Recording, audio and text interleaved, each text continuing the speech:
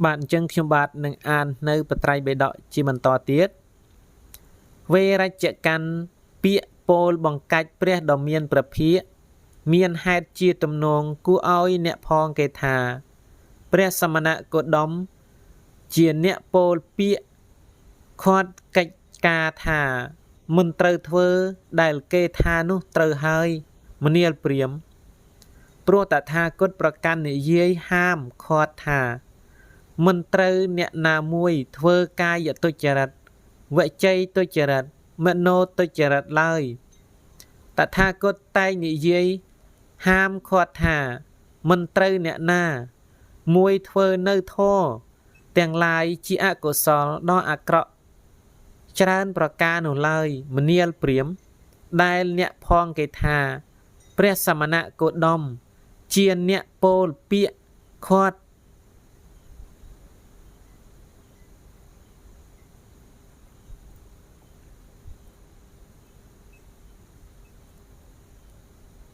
កិច្ចការងារមិនត្រូវធ្វើនោះគឺជាសម្ដីត្រូវត្រង់ហេតុនេះឯងប៉ុន្តែមិនមែនត្រូវត្រង់ហេតុដែលអ្នកឯងនិយាយសំដៅនោះទេព្រានពោលថាព្រះគោតមដ៏ចម្រើនជាអ្នកពោលពាក្យកាត់ផ្ដាច់ផ្ដាល់ទេតើ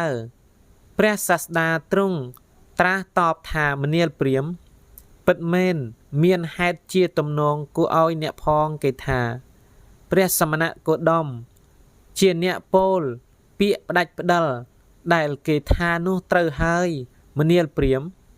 ព្រោះតថាគតប្រកាន់និយាយថាឲ្យសត្វកាត់ផ្ដាច់ផ្ដាល់នៅរាគៈទោសៈមោហៈតថាគតតែងនិយាយថាឲ្យសត្វកាត់ផ្ដាច់នៅធម៌ទាំងឡាយ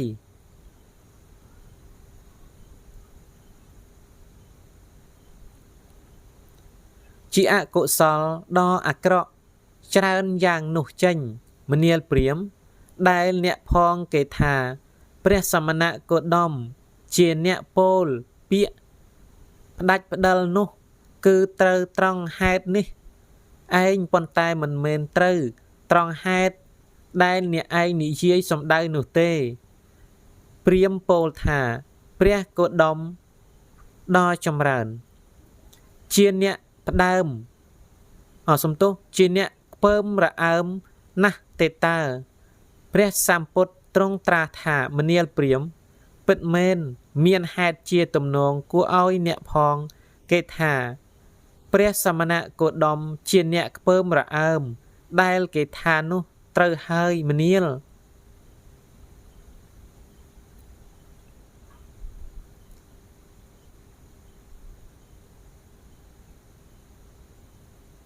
ព្រាមព្រោះតថាគតខ្ពើមសេចក្តីប្រព្រឹត្តអាក្រក់ដោយកាយវិចាចិត្តតថាគតខ្ពើមសេចក្តីប្រកបចិត្តផ្ដេកផ្ដិតទៅរកអកុសលធម៌ទាំងឡាយដ៏អាក្រក់ច្រើនប្រការនោះណាស់មនាលព្រាមដែលអ្នកផងគេថាព្រះសមណគោតមជាអ្នកខ្ពើមរអើមនោះគឺត្រូវត្រង់ហេតុនេះឯងប៉ុន្តែមិនមែនត្រូវត្រង់ហេតុដែលអ្នកឯងនិយាយសំដៅនោះទេព្រាមពោលថាព្រះគោតមដ៏ចម្រើនជាអ្នកបំផ្លាញទេតើព្រះលោកនាថជាម្ចាស់ទ្រង់ត្រាស់ថាមនាលព្រាមពិតមែនមានហេតុជាទំនងគួរឲ្យអ្នកផងគេថាព្រះសមណគោតម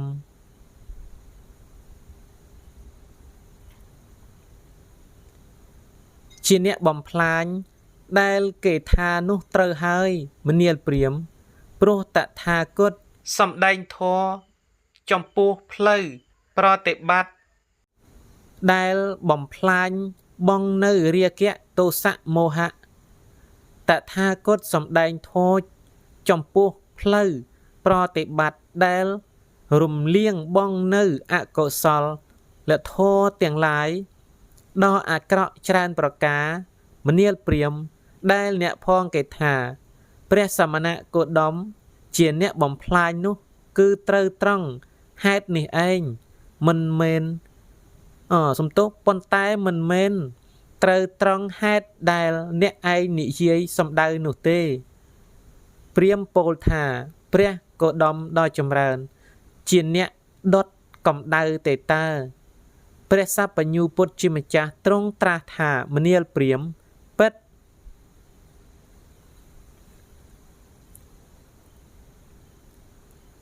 មែនមានហេតុជាទំនងគួរឲ្យអ្នកផងគេថាព្រះសមណគោតមជាអ្នកដុតកម្ដៅដែលគេថានោះត្រូវហើយមនាលព្រាហ្មណ៍តថាគតប្រកាន់និយាយថាការប្រព្រឹត្តអាក្រក់ដោយកាយវាចាចិត្តជាទីតាំងនៃសេចក្តីក្តៅក្រហាយជាអកុសលធម៌ដ៏អាក្រក់អកុសលធម៌ទាំងឡាយដ៏អាក្រក់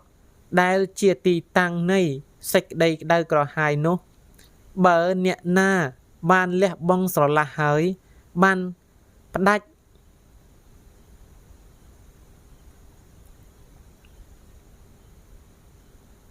ផ្ដិលឬគល់អស់ហើយបានធ្វើវត្ថុសម្រាប់កើតទៀតឲ្យអស់រលីងដូចដើមត្នោតដែលគេក្របែលកោះរំលើងឲ្យលែងដុះតទៅទៀតហើយបានធ្វើឲ្យលែងមានបែបភាពតទៅទៀតហើយឲ្យជាធរលែងមានកំណើតតទៅខាងមុខទៀតហើយតថាគតហៅអ្នកនោះថាអ្នកដុតកម្ដៅមនាលព្រាហ្មណ៍អកុសលធម៌ទាំងឡាយដ៏អាក្រក់ជាទីតាំងនៃសេចក្តីក្តៅក្រហាយនោះតថាគតឯងបានលះបង់ស្រឡះហើយបានផ្ដាច់ផ្ដិលឬគល់អស់ហើយបានធ្វើវត្ថុសម្រាប់កើតឲ្យអស់រលីងដូចជាដើមត្នោតដែលគេក្របែលកោះរំលើងឲ្យលែងដុះ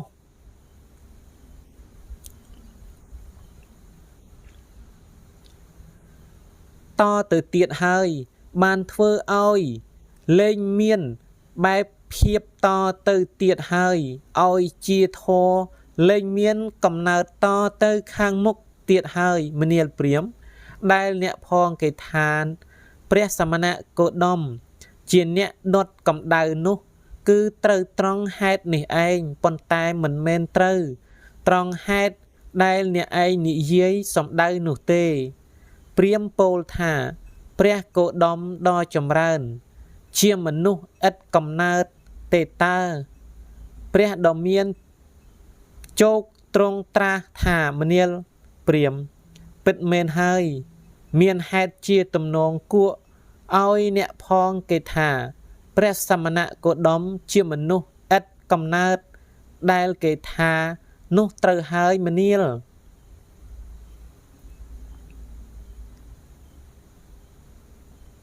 ព្រាហ្មណ៍ព្រោះកិរិយាដេកក្នុងគោតទៅទៀតដំណើរកើតក្នុងភពតទៅមុខទៀត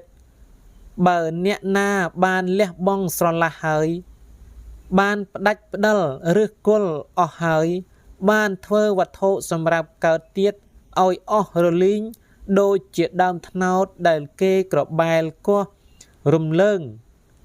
ឲ្យលែងដុះតទៅទៀតហើយបានធ្វើឲ្យលែងមានបែបភាពតទៅទៀតហើយឲ្យជាធរលែងមានកំណើតតទៅខាងមុខទៀតហើយតថាគតហៅអ្នកបាទអញ្ចឹងខ្ញុំបាទនឹងសូមបញ្ចប់តែប៉ុណ្្នឹងហើយចាំពេលក្រោយខ្ញុំបាទនឹងអានបន្តទៀតបាទអញ្ចឹងបើសិនតែមានការលើសលួសខុសឆ្គងដោយប្រការណាក៏សូមមេត្តាអធិស្ឋានដល់ខ្ញុំបាទផងបាទអញ្ចឹងសូមអរគុណសូមគោរពលាចាំជួបគ្នានៅភាគបន្ត